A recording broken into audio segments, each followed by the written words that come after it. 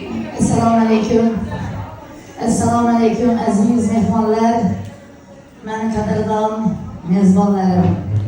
Mana bugun hammamiz orzu-havaslar bilan, yaxshi niyatlar bilan bizani qadimiy va hamisha navqiron Xiva shahrimizdagi eng go'zal maskan, eng chiroyli atmosferasi go'zal bo'lgan restoranimiz Chinor restoranida, Chinor kafesida o'tirishganmiz.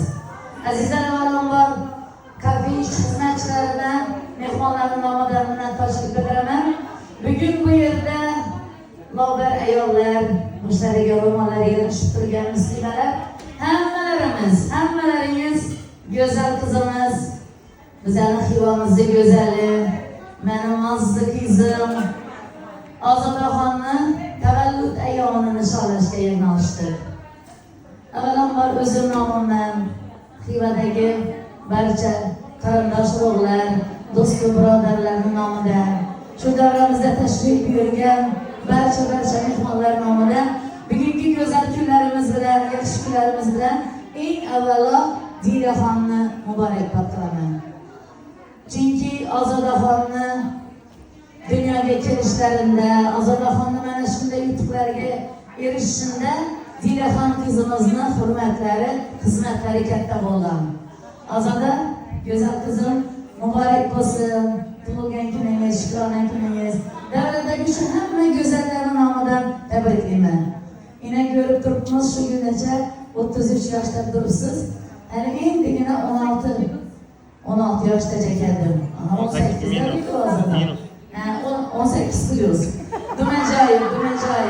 Hali biz endi gaplarning kuchlarimiz bor. Zo'rga yetib keldim mana. 18 plus yoshi bilan tabriklayman Ozodaxonni. Xudo xolasa, maşallah göz değmesin. Şu yaşında juda katta yutuqlarga erishdi bu qizimiz. Albatta bu yutuqlarga erishish uchun yutuqning orqasida katta mehnat yotibdi. Agar mehnat qilsangizlar, orzularni katta qilsangizlar, Allohning o'zi beraveradi, yutuqlarga erishaverasizlar. Shu Ozodaxon shu yoshimda haj umra ziyoratlardan borgan hoji bekamiz bo'ladilar. Tabarruk hoji bekamiz. Muborak bo'lsin. Qalbimdagi tilaklar, davradagi ayollarimizni, go'zallarimizning tilaklarini yetkazib qo'yaman. Umring uzoq bo'lsin. Nimaiki orzularing bo'lsa, hammasini yetib tursa, bundan bo'g'indan yelikni qachon yuvamiz?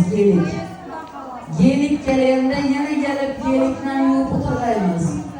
Men aytdim buni, direktorni qo'ying, yelik meni buyuraver, ya sana yarashadi dedi. Yine mehmonlarimiz ham bir